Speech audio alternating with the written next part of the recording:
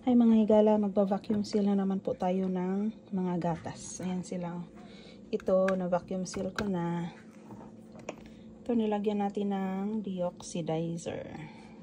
Pakita ko sa inyo mamaya pag matapos na to. Ito yun na yung mga jars natin.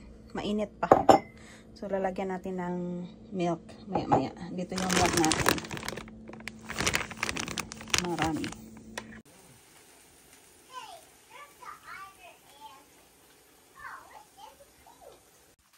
Ayan na mga higala. Ito lang muna sa ngayon. Kasi, meron pa po tayong ibang gagawin. Ito lang muna. Ito yung last year. November 20, 2024. Ipo-pull out natin ito sa shelves para ito yung sa loob. Ito yung sa labas. Alright. Today is March 31st, 2025.